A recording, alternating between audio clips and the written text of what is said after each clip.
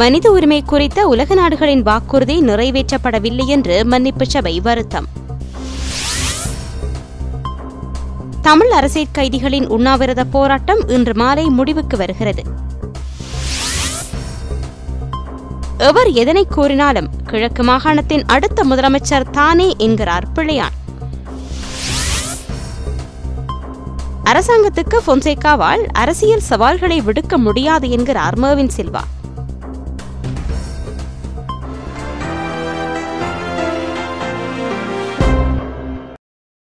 இனி விரிவான செய்திகள். மனித உரிமைகள் தொடர்பிலான உலக நாடுகளின் வாக்குறுதிகள் நிறைவேற்றப்படவில்லை என்று உலகின் முதன்நிலை மனித உரிமைகள் அமைப்பான சர்வதேச மன்னிப்பு சபை வருத்தம் வெளியிட்டுள்ளது. 2011ஆம் ஆண்டில் மத்திய கிழக்கு நாடுகளில் மேற்கொள்ளப்பட்ட பாரிய புரட்சி உலகத் தலைவர்களின் உறுதியற்ற வாக்குறுதிகளால் தோல்வி கண்டதாக சுட்டிக்காட்டியுள்ளது. மத்திய கிழக்கு நாடுகளில் ஜனநாயகத்தை நிலைநாட்டும் நோக்கில் மேற்கொள்ளப்பட்ட புரட்சிகளுக்கு பிராந்திய நாடுகளும் உலக நாடுகளும் ஆதரவளிப்பதாக வார்த்தை அளவில் வாக்குறுதி அளித்ததாக சர்வதேச மன்னிப்பு சபையின் பொதுச் செயலாளர் சலீல் செட்டி தெரிவித்துள்ளார். எனினும் இந்த வாக்குறுதிகள் உரிய முறையில் நிறைவேற்றப்படவில்லை. லாபம் அல்லது வேறு தேவைகளுக்காக மனித உரிமை விவகாரங்களில் உலக நாடுகள் நெகிழ்வுத்தன்மையுடன் செயற்பட்டு வருகின்றன. மத்திய கிழக்கிலும் வட ஆப்பிரிக்காவிலும் இடம்பெற்ற மனித உரிமை போராட்டங்களை பல நாடுகள் சந்தர்ப்பவாத அடிப்படையில் பயன்படுத்திக் கொண்டன. இலங்கை, சிரியா உள்ளிட்ட நாடுகளில் இடம்பெற்ற மனித உரிமை மீறல்கள் தொடர்பில் நடவடிக்கை எடுக்கப்படவில்லை. ரஷ்யா ஆயுதம் விற்பனை செய்யும் நாடுகளில் இடம்பெற்று வரும் மனித உரிமை மீறல்களில் அந்த நாடு தலையீடு செய்வதில்லை. உலக நாடுகள் நியாயத்துக்காக மட்டும் குரல் கொடுக்க முன்வர வேண்டும். பக்கசார்பான முறையில் மனித உரிமை மீறல்கள் தொடர்பில் கருத்து வெளியிடுவதில் அர்த்தமில்லை. வளர்ந்து வரும் முக்கிய நாடுகளான இந்தியா, பிரேசில், தென்னாப்பிரிக்கா ஆகியவை பல விடயங்களில் அனாவசியமான மௌனத்தை காட்டி வருகின்றன என்றும் அவர் குறிப்பிட்டார்.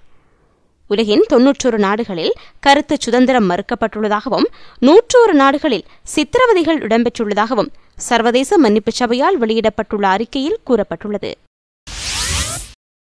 தமிழ் அரசியல் கைதிகளால் முன்னெடுக்கப்பட்டு வந்த தொடர் உண்ணாவிரத போராட்டம் தமிழ் தேசிய கூட்டமைப்பு நாடாளுமன்ற உறுப்பினர்கள் கொண்ட குழுவொன்று நேரடியாக சந்தித்து விடுத்த வேண்டுகோளின் பேரில் இன்று மாலை தற்காலிகமாக முடிவுக்கு வருகிறது. கூட்டமைப்பின் நாடாளுமன்ற உறுப்பினர்களான சுமந்திரன் விநாயகமூர்த்தி, ஸ்ரீதரன் ஆகியோரே கொழும்பு மத்திய சிறைக்கு நேரில் சென்று தமிழ் அரசியல் கைதிகளை சந்தித்து பேச்சு நடத்தினர்.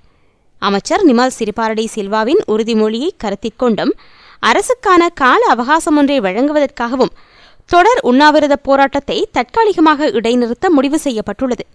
எனினும் அரச உறுதிமொழி செயற்படுத்தப்படாவிடின் 1 மாதத்தின் பின்னர் மீண்டும் போராட்டம் தொடரும் என்று கைதிகள் தெரிவித்துள்ளனர்.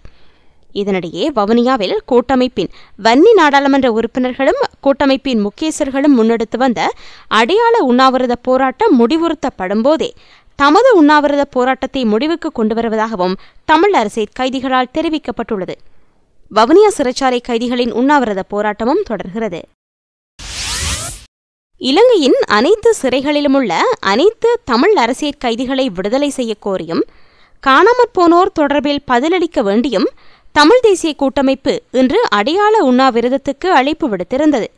அந்த அழைப்பை ஏற்று காணாமற் போனோர், தடுப்பிலுள்ளோர், சிறைகளில் வாடுவோர் குடும்பத்தினர் பெருந்திரளாக கலந்து கொண்டுள்ளனர்.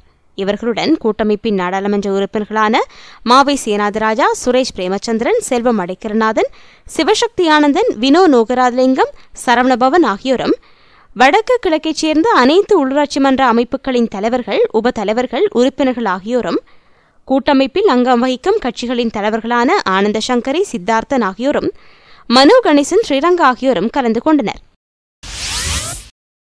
எவர் எதனை கூறினாலும் கிழக்கு மாகாணத்தின் அடுத்த முதலமைச்சர் தானே என்று தற்போதைய முதலமைச்சர் சிவனேசத்துறை சந்திரகாந்தன் தெரிவித்துள்ளார். கிழக்கு மாகாணத்தின் முதலமைச்சர் பதவி வாக்குகளின் அடிப்படையில் தீர்மானிக்கப்படும் என்றும் அவர் கூறினார். ஸ்ரீலங்கா முஸ்லிம் காங்கிரஸ் கிழக்கு மாகாண முதலமைச்சர் பதவி தொடர்பாக அரசாங்கத்துடன் பேச்சுவார்த்தை நடத்தி வரும் சந்தர்ப்பத்தில் முதலமைச்சர் சந்திரகாந்தன் இந்த கருத்தை வெளியிட்டுள்ளமை விசேட அம்சமாகும். வரும் கிழக்கு மாகாண சபை தேர்தலில் சந்திரகாந்தன் தலைமையிலான தமிழ் மக்கள் விடுதலை புலிகள் கட்சி ஆளும் ஐக்கிய மக்கள் சுதந்திர முன்னணியுடன் இணைந்து போட்டியிட தீர்மானித்துள்ளது. கிழக்கு மாகாணத்தில் உள்ள 3 மாவட்டங்களில் 15 வேட்பாளர்களை நிறுத்தவும் அந்த கட்சி முடிவு செய்துள்ளது.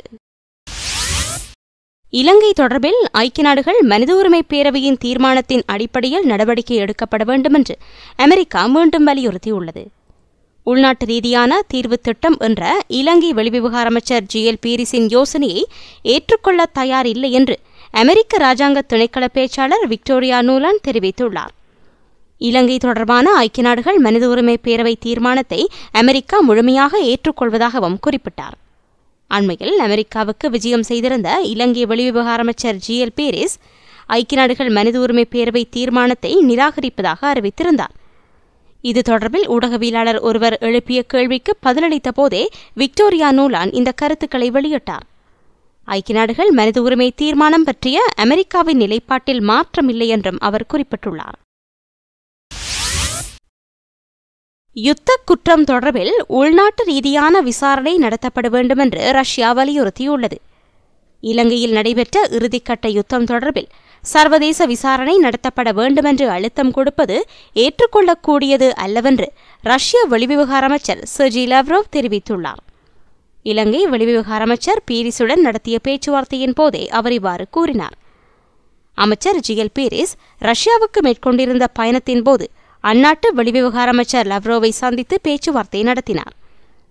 இறைமையுடைய நாடொன்றின் மீது சர்வதேச விசாரணைகளை திணிப்பதை ஏற்றுக்கொள்ள முடியாது என்று லாவ்ரோவ் தெரிவித்துள்ளார். யுத்த குற்றச் செயல் தொடர்பில் இலங்கை அரசாங்கம் நம்பகமான ஆணைக்குழு ஒன்றை நிறுவி விசாரணை நடத்தி வருவதாகவும் அவர் குறிப்பிட்டார். யாழ் மாவட்ட இராணுவ தளபதி ஹத்துருசிங்கவுடன் யாழ் பல்கலைக்கழக மாணவர் ஒன்றிய பிரதிநிதிகள் சிலர் நேற்று பேச்சுவார்த்தை நடத்தியுள்ளனர். பல்கலைக்கழக துணைவேந்தர் பேராசிரியர் வசந்தி அரசரட்னம் தலைமையிலான நிர்வாகத்தினர் மத்தியில் இந்த பேச்சு இடம்பெற்றுள்ளது. யாழ் பல்கலைக்கழக மாணவர் தர்சானந்த் இனம் தெரியாத நபர்களால் தாக்கப்பட்டதைத் தொடர்ந்து அனைத்து பீட மாணவர்கள் கால வரையறையற்று வகுப்புகளை புறக்கணித்துள்ளனர். மாணவரின் பாதுகாப்பு உறுதிப்படுத்தப்பட வேண்டும் என்ற கோரிக்கையை முன்வைத்து போராட்டம் நடைபெறுகின்றது.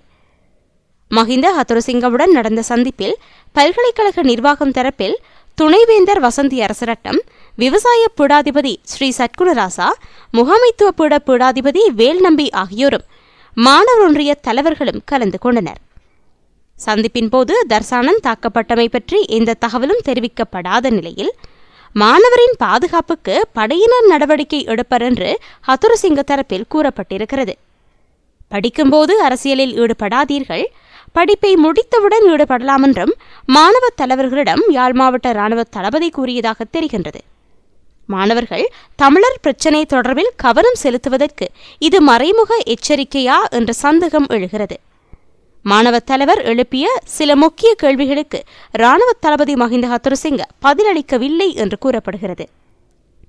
பல்கலைக்கழக நிர்வாகத்தின் கடும் அழுத்தத்தாலேயே இந்த சந்திப்புக்கு மாணவர் ஒன்றிய பிரதிநிதிகள் இணங்கியதாகவும், தாக்குதலுக்குள்ளான தர்சானந்தோ மாணவர் ஒன்றிய தலைவரோ இந்த சந்திப்பில் கலந்து கொள்ளவில்லை என்றும் தெரிவிக்கப்பட்டுள்ளது. சரத் பொன்சேகாவுக்கு சுதந்திரமாக அரசியலில் ஈடுபடும் உரிமை இருப்பதாக மக்கள் விவகார மக்கள் தொடர்பாடல் துறை அமைச்சர் மேவின் சில்வா தெரிவித்துள்ளார். எனினும் பொன்சேகா அரசியலில் ஈடுபடுவது ஜனாதிபதி மஹிந்த ராஜபக்ஷவின் அரசாங்கத்துக்கு எந்த சவாலையும் ஏற்படுத்தப் போவது இல்லை என்றும் அவர் கூறியுள்ளார். தற்போதைய அரசாங்கத்துக்கு பொன்சேகாவால் அரசியல் ரீதியான சவால்களை விடுக்க முடியாது. நாட்டிலுள்ள பெரும்பாலான மக்கள் ஜனாதிபதி மேற்கொண்டு வரும் அபிவிருத்தி பணிகள் தொடர்பில் தெளிவாக உள்ளனர். இதனால் மக்களின் விருப்பம் இருக்கும் வரை நாட்டை ஆட்சி செய்யப்போவது ஜனாதிபதி மஹிந்த ராஜபக்ஷவே என்றும் அவர் கூறினார். அதேபோல பொன்சேகா போன்று நாட்டில் எவரும் சுதந்திரமாக அரசியலில் ஈடுபட முடியும் என்றும் மேவின் சில்வா கூறினார். தேசிய பாதுகாப்பு சம்பந்தமாக தமிழ் தேசிய கூட்டமைப்புடன் இணக்கப்பாடுகளை ஏற்படுத்திக் கொள்வதை அரசாங்கம் நிராகரித்துள்ளது. 8 தமிழர்களுக்கு ஒரு சிப்பாய் என்ற ரீதியில் வடக்கில் இராணுவம் நிலை கொண்டிருப்பதாகவும், இராணுவ முகாம்களை உடனடியாக அகற்ற வேண்டுமென்றும் கூட்டமைப்பின் தலைவர் ரா சம்பந்தன் அரசாங்கத்திடம் கோரிக்கை விடுத்திருந்தார். இதுகுறித்து கருத்து வெளியிட்ட பாதுகாப்பு அதிகாரி ஒருவர், அமெரிக்காவில் மாத்திரம் 630 இராணுவ முகாம்கள் இருப்பதாகவும், இந்த பின்னணியில் அமெரிக்கா தனது தேசிய பாதுகாப்பு விடயத்தில் எவருடனும் இணக்கப்பாடுகளை ஏற்படுத்திக் கொண்டதில்லை என்றும், இதனால் வடக்கிலிருந்து இராணுவ முகாம்கள் அகற்றப்பட மாட்டாது என்றும் கூறியுள்ளார். அத்துடன் வடக்கில் உள்ள அதிஉயர் பாதுகாப்பு வலயங்கள் நீக்கப்பட்டுள்ளன, முன்னர் இருந்ததை விட இராணுவத்தின் எண்ணிக்கை குறைக்கப்பட்டுள்ளதாகவும் அந்த அதிகாரி மேலும் கூறினார். இத்துடன் செய்திகள் நிறைவடைந்தன. விரிவான செய்திகளுக்கு global tamil news.net எனும் இணையத்தை பார்வையிடவும். வணக்கம்.